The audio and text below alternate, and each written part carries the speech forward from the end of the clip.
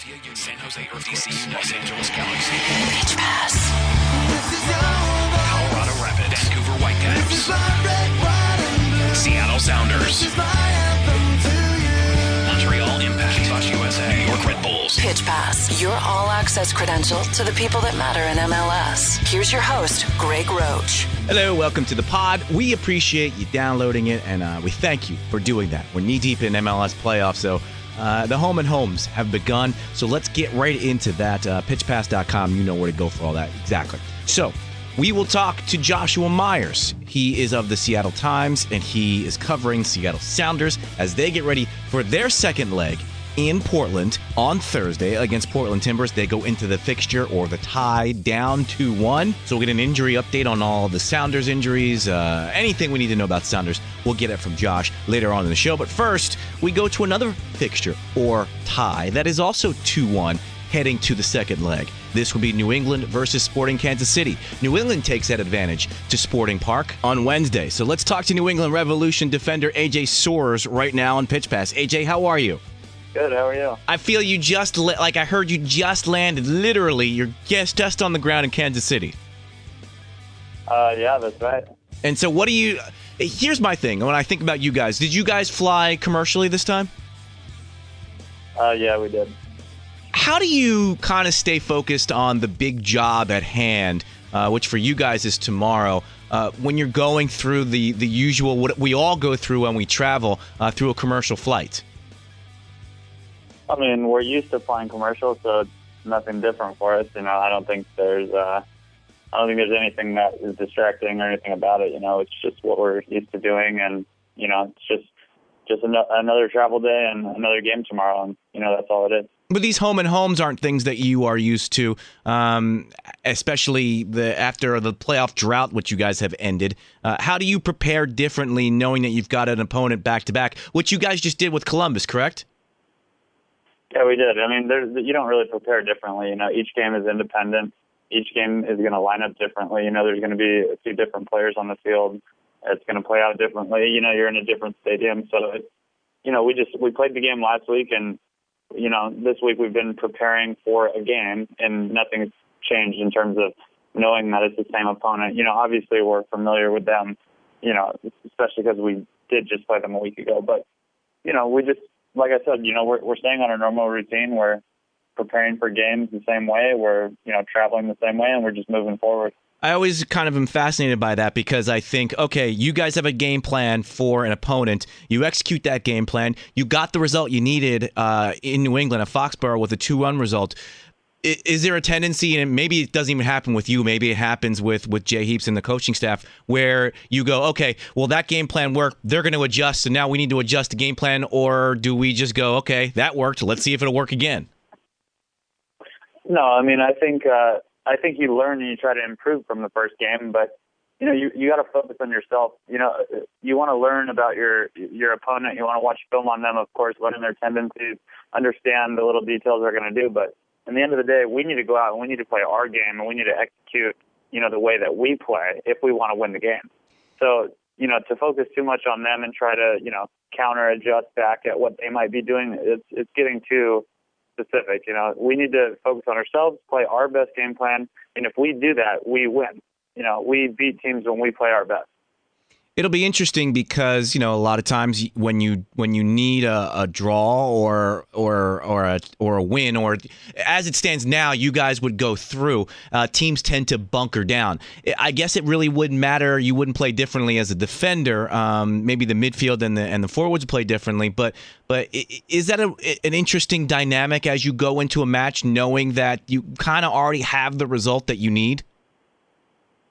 It would be an interesting dynamic if we focused on it, but we don't focus on that. You know, like I said, we look at it like an independent game. We're going in the game tomorrow to try to win the game. And if, you know, that's the best mentality to go into any game. I think if you try and focus too much on, you know, what exactly you need in order to go through in the full leg, you know, then you end up focusing on something other than what actually will win you the game. So, you know, we're focused on going in and trying to win the game, and in the end of the day, you know, we hope that the result is the one that we need to move forward. But we're not trying to go in there and bunker down and tie or anything like that. So I think if you do that, you're just inviting the team to come at you. So you are almost guaranteeing us here that we will not see any tweets during the match about the Revs parking a bus at any point during a match. I didn't say that, no. But I mean, we're gonna do what we have to do to win the game. That's what our goal is. So whatever it takes, I don't care what the style is or anything, and we're gonna adjust as the game goes. But we're not going into the game, planning on just trying to get a tie. I noticed that you've gone, speaking of Twitter, you've gone complete Twitter silence for the last month or so, and I'm assuming that's for the playoff run to get yourself focused on that. But the last few tweets that you've got hanging out there are all basically America's Cup related. Yeah, I like the America's Cup. My parents used to work for Dennis Conner back in the day. Oh, all right. In Australia, so I've always followed that. It's part of my family, and so I really enjoy it. And also, living in the Bay Area, it was fun to watch it up there. Well, being in the Bay this year. Yeah, and I think I'm an East Coast guy, so Americans who are into sailing, you don't come across them very often, especially professional athletes who are tweeting about sailing. Yeah, well, it's an interesting sport. I think it's a sport that not a lot of people are aware of, but everything that goes into it is pretty incredible. The money, the technology, just the level of athletes that these guys are. So, I definitely enjoy it. You mentioned your parents working for Dennis Conner. In what capacity? Just him as a business. I got it. I suppose is the best way to describe it. Okay. I thought maybe they were like working on the boats or the yachts or whatever. They definitely were. They were involved in all that. My dad was a fisherman and he was a sailor too. So he would also help Dennis. They'd build two boats and they'd tweak them and adjust. And my dad was always involved on the boats too, like that. And I think my mom actually was able to be the 17th man or whatever in one of the races. Wow. Back when they used to do that. So yeah, we're definitely something I've always been, interested in. So if things had gone differently, we would see you on, say, Oracle, doing something for America's Cup, perhaps. Yeah, I think it's been positive. It's brought it to the forefront, and there's more fans now than there were, 2 years ago. So. I wanted to ask you about the defense because we had Lee Win on earlier in the year, and I've enjoyed watching the Revs play offensively all year, just with all of the attacking options. But one of the underrated parts, at least on a national level, has been your defense and how you guys have tightened things up from last year to this year. How much of an influence did Gonsalves have for you, and when did you know, I've got a really nice connection with this guy? Well, he's very experienced. He's played at the top level in Europe. He's played in European games and European League, as in Europa League or whatever. And so he obviously has experience, more experience than I do, and just knowing that, I just have been open-minded and listening to him and trying to absorb everything he has to say. And so yeah, it's been great to play with him. But really, it's not about one individual player or anything. We have so much depth all over the field, but just a guy like Darius Barnes, stepping in the Columbus game, cold, just hasn't played in a few games and just steps in and does a job. He's incredible. And then obviously last game he was great again. So the whole group is tight, and Jose has brought a lot to the group, and everybody puts their own input in, and overall I think the defense has a good connection with each other and as a whole unit. And in the end of the day, though, it comes down to all 11 players defending and all 11 players attacking, and the group is committed to doing those things which are required to win, and that's why we're being successful. Well, let me ask you this. I'll re-ask the question on a broader scale, because you mentioned the depth that the Revs have throughout the team. When did you realize that, holy crap, we've got a really good and deep team and we could make a run? Because I think if you talk to a lot of people, maybe even mid-season of this year, people would have looked at the Revolution and said, wow, they've got a lot of nice young pieces, or in a year from now, they're really going to be really good. But you guys have turned that on your head and are making your run this year. When did you guys realize this team was deep and good? Well, we always knew we were good. We've always been very talented, and you can just tell. In preseason when we came in, the level of training and the ability of guys with the ball. You can just tell the group it's a high level, high talented group, and so I think we always knew it. The season's difficult though.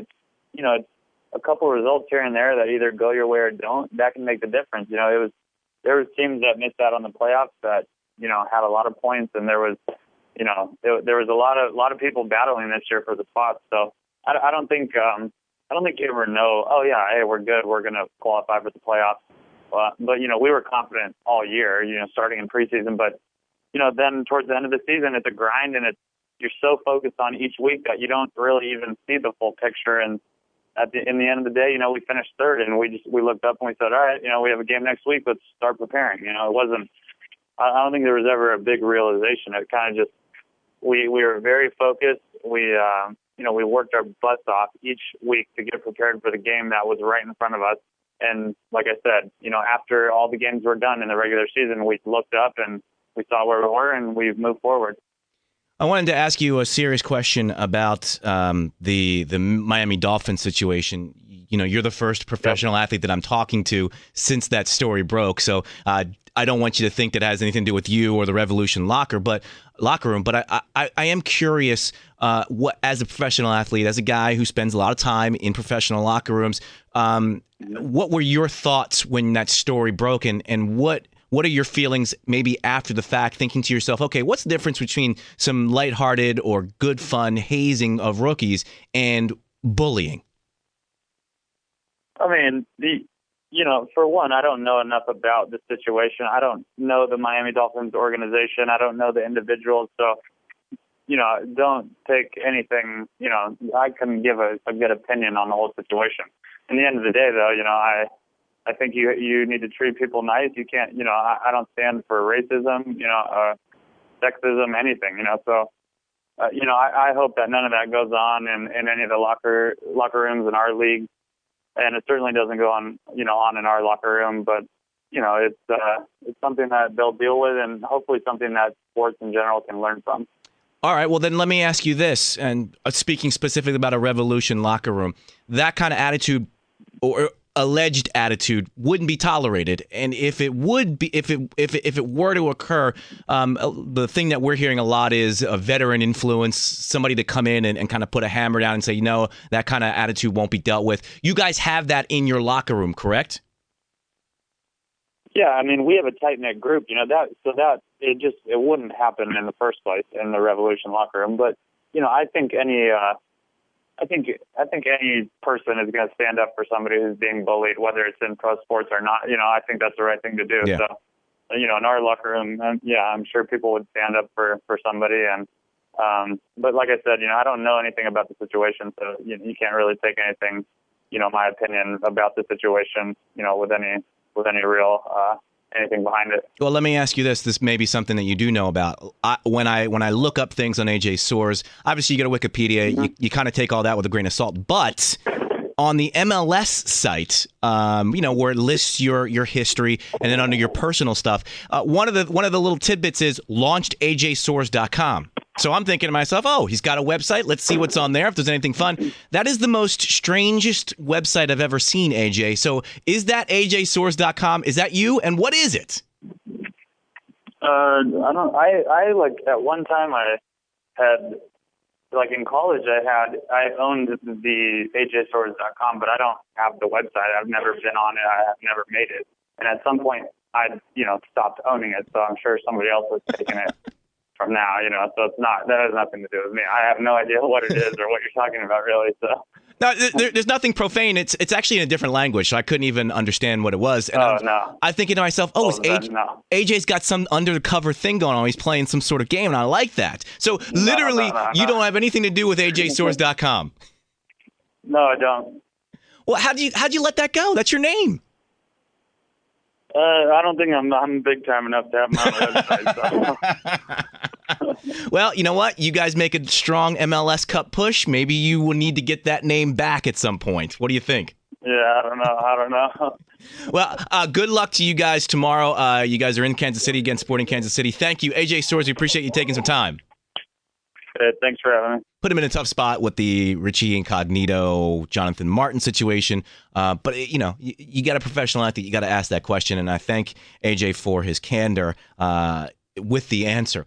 Although I will disagree with him, no matter how big time you are, I think you definitely need to own yourname.com. And I hope he doesn't come back. That doesn't come back and bite him in the butt at some point, because I see some big things in the future for AJ Soares, especially tomorrow as they take on Sporting Kansas City in Kansas City with the Revs up 2-1. If we go a little further west, Portland, Thursday. It'll be the Timbers versus the Sounders. That is Portland 2-1 over Sounders going into their second leg. We have Josh Myers on the phone from the Seattle Times to talk about the Sounders. Josh, how are you, sir? I'm doing well. Thanks for having me. Well, let's plug the Seattle Times chat first. Let's get that out of the way. Eddie Johnson did the live chat today. How did that go? It was a lot of fun. I mean, he's an interesting character, so he was able to kind of see all the questions coming in from readers and pick and choose which one he liked, and kind of joked around and had fun with it. So it was a good time. I've always wondered about live chats and how much input the host has. So he was actually looking them over and he was choosing the ones he wanted to answer? Not 100%, but, he could see one that he liked. And, in that format, we run all the ones before we publish them. We, ask if it's all right to pick that one. And we try to do a mix of all sorts of things, some lighthearted ones, some harder hitting ones. So, there's certainly a format we do. It's not just free reign. We kind of let them pick and choose which ones they answer. What's the biggest thing you learned from Eddie Johnson from the chat? Jeez, putting me on the spot. There's so much I kind of joined in progress. Practice ran a little late. I don't know, that he considers himself better looking than Clint, that he considers himself faster than DeAndre Yedlin. A lot of good stuff. All right, where can we find that? Is the link right on SeattleTimes.com? Yeah, SeattleTimes.com/sports. You should be able to find it. I was interested, knowing the little that I know about the city of Seattle, how the Eddie Johnson act, for lack of a better word, plays in that city. How is he received and all of his idiosyncrasies? Certainly the most polarizing character on the team, I would think. Maybe that is part of the culture up here in the Pacific Northwest. Maybe controversy doesn't go so well over here when you're weighing it with production. So it's certainly been something to follow when he's scoring goals, when he's having slumps, when he's acting up. You get people on both sides that maybe come in with their own prejudices and their own opinions on, if he's a bad guy, if he's a good guy, and kind of that's the lens that they use to kind of judge everything that he does. But it's hard to argue with the production. And, he's a guy that when at his best, I think this team has a higher ceiling and has a different potential. So he's certainly on the field one of the more important players on the team. Yeah, and I know we have a big match coming up on Thursday involving the Sounders, and I don't want to get ahead of that match and fast forward into an off season or anything, but he and Siggy are probably the two guys I do want to ask you about for future references or future purposes. What do you think, or what have you been hearing about first Eddie Johnson's return for next year? I mean, I don't think we've gotten to that point yet, and I certainly haven't heard anything that makes me think he's for sure staying or for sure going. I don't know. I think the reports are out there that there's at least a Sounders option for him next year, and I don't know if any decision's been made either way. Certainly he's a guy that obviously everyone knows wants to receive a little bit more money. Yeah. So maybe the solution isn't just keeping him on at that contract option price for next year. But I think the team knows how valuable he can be on the field, but it's never really that easy when you're talking about managing a cap. There are so many pieces in place, and I don't know if I've kind of heard enough, or people have been asked enough to kind of figure out 2014 when there's still a lot to be settled this year. Completely. I will ask you, though, how hot is the hot seat for Siggy Schmidt right now? Certainly there's a lot of pressure, and, this is a fan base that isn't happy with just making the conference semifinals every year. Obviously, making the playoffs is a great accomplishment, and to do it 5 times in a row is nothing to scoff at, but, at some point, this team needs to make a run, and and ownership is investing the millions that they are in the players to bring here, that's only going to add more pressure. I get asked about Ziggy a lot when it comes to his job security and if he'll be back and should he be back, based on this playoff series. And, for me, it's always kind of hard to just judge it on 1 month, one bad month they had in October. You really have to kind of step back and take a, big picture look. And even if they do come back and beat the Timbers, if you feel and if ownership feels that he isn't the best coach that they can get for the job, that's something they have to consider. If they go on and have a great run and you still don't think he's the best guy you can get, you have to consider a change. And if they go on and lose and you think he's the best guy that you can get, you have to keep him. I think you owe it to the fan base to have the absolute best coach that you can get for this job. And certainly the slump and the losing streak and potentially being knocked out by your rival would be all the arguments that ownership could make that this guy isn't the best for the job. But I always kind of want to take a step back and look at the bigger picture when you're evaluating a big move like that. And there's a lot of people will ask, and we'll get into the health status. You were at practice today for the Sounders about the health going into the second leg match versus Portland at Geld Wynn. But how much of that is a factor in what has gone wrong or what went wrong in October? Because, you alluded to it. It is, in the grand scheme of things, it was only one bad month, and it was really bad timing for that month, but it really was just one bad month of form from the Sounders. Yeah, certainly the injuries and the call-ups were a factor all year. So I don't know if you can place the huge slump that they had in October just based on that, because if it was an issue that they've been having all year, maybe you thought it would have been more consistent poor play if that was the main reason. So I don't want to put their struggles on just saying they had a few guys hurt and a few guys out, because I think the issues on offense and defense and goalkeeper kind of went deeper than that in October. But when you're looking at the big picture and really just the inconsistency that this team has had, they haven't been able to practice, as a full team. We noticed it came to the regular season finale where they've kind of gone with a new formation that they've stuck with in the playoffs. And you think if you have everyone around, maybe you find out what your ideal formation is before the final game of the regular season. So those are kind of the ways that it has really affected this team and maybe kind of had them disjointed as they kind of get to this final run. I got to give the Sounders fans credit. They were in full voice for almost the entire match at CenturyLink. But I also have to think in the back of my mind, this fan base must be a bit stunned at the results that they've seen from this team and not nearly what they were expecting when all the DPs started flooding in over the summer. Yeah, it's hard not to have those trophy expectations when you hear these big names. I mean, it would have been enough with Obafemi Martins. That was a huge signing for this club. Yep. And then 5 months later or whatever, you're adding Clint Dempsey to the mix. So, and then they go on a hot winning streak. They win 5 in a row. They're in first place. They're thinking maybe Supporter Shield. They're thinking 1 seed in the playoffs. You have home field advantage. So if you get through, the MLS Cup would be in Seattle. It's hard not to look ahead to all those things when it's all going right. So, yeah, certainly, that all plays into it.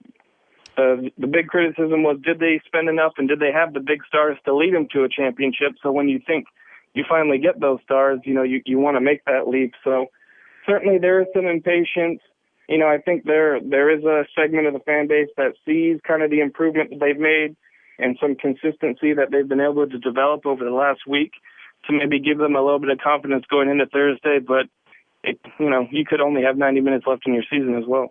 We're recording this on a Tuesday, the match on Thursday, so I'm assuming this was really the last, even if it probably wasn't even that hard of a practice, but the last really, hey, if you're going to be out there on Thursday, you better be out there today at practice. And you had a couple of updates on your Twitter feed about guys that were question marks. So give us the latest on first Yedlin and then Martins. Yeah, so this was the last practice they'll have in Seattle. They'll do one more practice Wednesday in Portland, and both DeAndre Yedlin and Obafemi Martins were on the practice field. Coach said that Coach Ziggy Schmidt said they were able to do everything they wanted him to do. So certainly, if you're listening to what the coach says and seeing them out on the field, you they're certainly expecting maybe both of them might be available. I'm expecting if DeAndre is available as a starter, certainly, and maybe Obafemi, maybe that means off the bench for him if they need. But, indications were good. On Tuesday, Schmidt said he was really, really encouraged with what Obafemi was able to do after he's missed the last 5 games. And can we expect something from him? I know you said that he could play a part maybe off the substitutes bench, but is he at the point where he can give you something other than just, say, a fear of a DP coming off the bench? That's going to be hard to judge. Obafemi's been a guy that's really been in and out of the lineup and unavailable for all sorts of injuries. He's had knee injuries and muscle injuries and now a groin injury. So it kind of is almost hard to count on what you're going to get from him. You almost have to think that it's a bonus if he's going to be able to give you something. If his upward track of recovery, continues in these next couple of days, when you're looking at the Sounders bench, they've had guys like David Estrada and Eric Zavaleta. I would think that even kind of a hobbled Obafemi Martins provides more of a threat than kind of those younger, untested guys. So it's kind of hard to predict, kind of hard to project. It could be one of those wild card factors. We wait on Thursday right before kickoff to see how involved he could be. Something that the Sounders have never had, Josh, is a keeper situation. They're in the middle of one right now. For people who may not know, take us back over the last month and tell us how we ended up at this point where we really don't know for sure who the Sounders keeper is. Yeah, it's been crazy. Over the first 4.5 years, they hadn't really made any goalkeeper changes except for a odd injury or suspension. And then, Spurning's been hurt. And then he comes back, and in the start of October, he suffers 2 horrible losses. They lost 5-1 in Colorado, and then they come home after that, and they lose 4-1 to Vancouver, and just everything seems like it's going wrong. A lot of attention is on the goalkeeper position, and so Ziggy drops Spurning from the lineup. They go into the Portland game and the Dallas game with Marcus Hanneman in the lineup. Then after that, Spurning comes back in for the regular season finale against L.A. and starts again against Colorado in the playing game. And then he gets a crazy red card against the Rapids in the 85th minute, and Hanneman has to come back in for the first leg against Portland. So it's been absolutely nuts. They've had more changes in the past 20 games than they had in their first 4.5 years with Casey Keller and Spurning starting. So it's been crazy, but they say they're confident in both. I think the team's confident in both. But certainly you'd like to see some stability there, I would think. Well, how much is on the two keepers and how much is on, and I'm looking specifically at the central defenders, in this run of form that they've had? Yeah, certainly, it's easy to blame the goalkeepers a lot of the time, and it's hard to maybe blame Marcus so much for the 2 goals that they allowed in the first leg of the series to the Timbers. But what you really haven't seen from the Sounders, I don't think, for a while, is kind of that stunning save, that you're not expected to make. Some of the saves we've seen from maybe Jaime Pinedo and Donovan Ricketts over the past few weeks, where they save points maybe or get something for your team that maybe you didn't deserve or you didn't expect. So they really haven't been getting that boost from the goalkeeper position, I don't think, even if the play has been steady enough. And, also the central defenders aren't helping.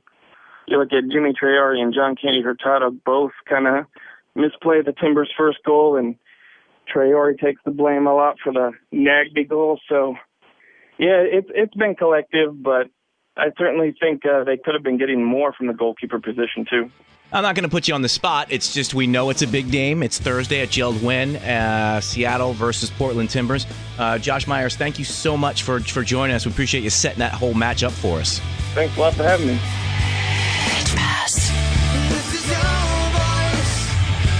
This is my red, white, and blue. This is my anthem to you. For more show information, go to pitchpass.com.